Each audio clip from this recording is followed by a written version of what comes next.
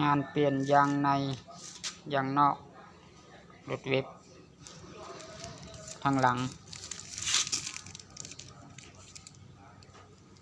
250 ขอบ 17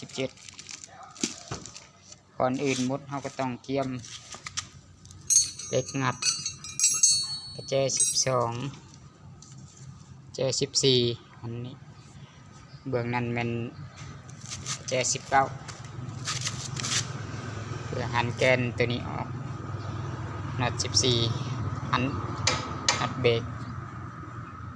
เดี๋ยวมาทำการมางกันเลยมางออกมาแล้วเราจะเห็นว่าย่างนี้มีหอยอยู่แต่ว่าข้างในเอาใบมันจะเป็นคืนเป็นเสียนน้ำเพราะว่าย่างในมันกัดย่างนอกมันกัดห้องแล้วเข้าห้องก็ยังบ่อยู่ก็ยังหัวคือเก่ามือ2 มือหัว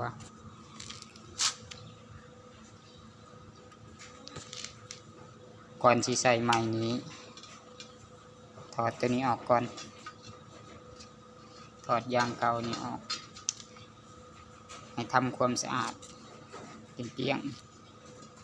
แล้วเอาสกอตเคียนใส่ก่อนจากนั้นจึงเอาตัวนี้ทับน้ำหลังเพื่อบ่ให้ดิ้วในไม้ต่อมาเกียมยางนอกยางในลีนข้าวแป้งใส่ในถอกใส่เพื่อบ่ให้มันกัดส่วนลีนเก่าด้วยสิใส่กระเล็ดก็แล้วแต่ใส่ตามขอบนี่โห้ยใส่ตามขอบนี่ทั้งเทิงทั้งหลุมเลยเพราะว่ายางใหม่ๆนี่ถ้าเราบ่ใส่นี่มันจะบ่เข้าขอบ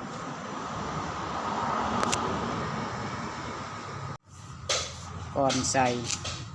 หันนัดหัววันให้แน่นเพราะว่ามันจะมีแถมมา2 ตัวแหวนตัวหนึ่งเป็น3หันให้แน่นส่วนตัวนี้นี่เมียนหันทั้งนอกเอาใส่ก็ใส่สภาพแบบตกตอนมันแปรๆนี่บ่ต้องเติมถ้าเอาเติมลมอย่างนี้มันสิหยัดเข้าเนี้ยเอาหยัดใส่ตอนมันแปรๆนี่มันหยัดเข้าง่ายใส่เข้าไปแล้วยางนี่เป็นยางลายโนวาใส่เบื้องใดก็ได้ใส่เบื้องใดก็ถือตัวนี้ใส่ไปแล้วก็สูบตีนแข็งเดี๋ยวต่อมาก่อนสิอัดกับเบรกเขากลับเอาไปใส่ในรถนี้อย่าลืมหยอดดินหรือใส่กระเล็ดเพื่อให้มันมอนเวลาเหยียบยังมันมอน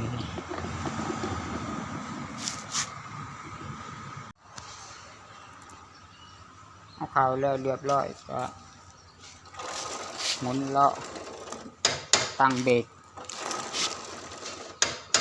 ก็ถือว่าเป็นอันเสร็จเรียบร้อยงานใส่ยางนอกยางในรถเว็บ